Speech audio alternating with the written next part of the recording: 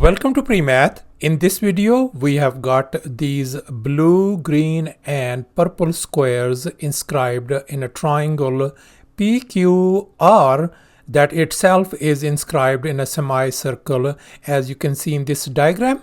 And moreover, the area for this blue square is 4 square units, and the area for this purple square is 1. And now we are going to calculate the area of this green square.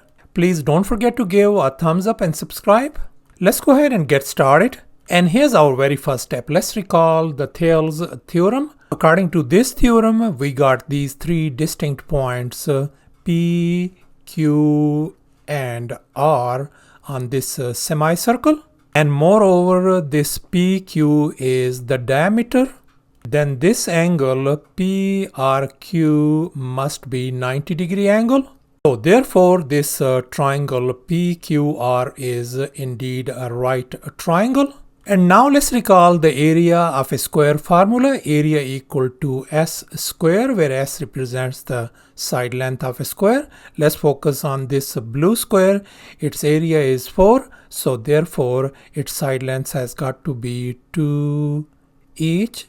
Each side is 2 units. And now let's focus on this purple square. Its area is 1. So its side lengths have got to be 1 each. Now let's focus on this green square. We don't know the area of this square.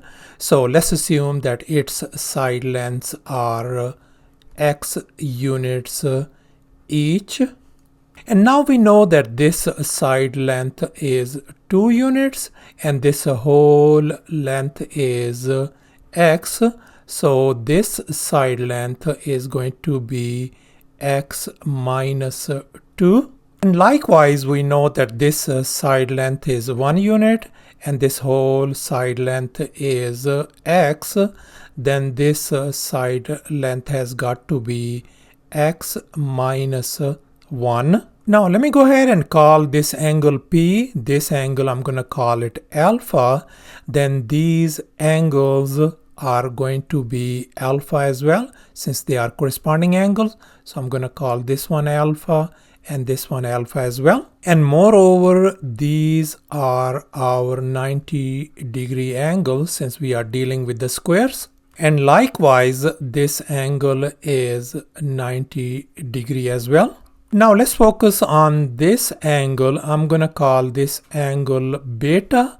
Then this angle has got to be beta and this angle has got to be beta as well, since they are the corresponding angles.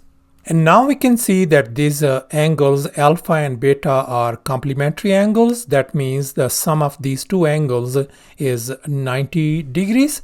We know that this angle is 90-degree angle since we are dealing with the square. So therefore, this angle has got to be beta, and likewise this angle is 90 degrees. So therefore, this angle has got to be alpha.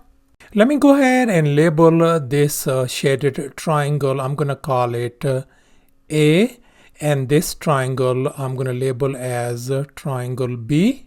Then we can see that these two triangles, triangle A and triangle B, are similar triangles according to angle-angle theorem. And since these two triangles are similar, so the ratio of its sides are going to be equal. In other words, we got a proportion. So let me go ahead and write down, I'm going to look at this triangle A first. So we're going to have a ratio of x minus 2 divided by 2 equals to, let's look at this triangle B. We can write as 1 divided by x minus 1. Now let's go ahead and cross multiply. So therefore, we are going to multiply x minus 2 times x minus 1 equals to 2 times 1 is going to give us 2. Let's go ahead and multiply these two factors on the left hand side by using the double distribution. So therefore, we're going to have x squared minus x minus 2x plus 2 equals to positive 2. Let's go ahead and combine the like terms on the left hand side. Let's go ahead and subtract 2 from both sides. This is gone as well. So therefore we ended up with the x squared minus 3x equal to 0, and we can see x is our factor. Let me bring outside. So we got x minus 3 equal to 0. Since we got these two factors equal to 0, I can separate them. I can say x equal to 0, and the other one is going to be x minus 3 equal to 0. Let's move this negative 3 on the other side. So we got x equals to positive 3. So we got two solutions, x equal to 0 and x equals to positive 3. And we know x represents the side length of this green square. Therefore, x cannot be equal to 0. So therefore, we are going to reject this x equal to 0 value, and we are going to accept x equal to 3 value. So therefore, the side lengths of this green square turns out to be 3 units each.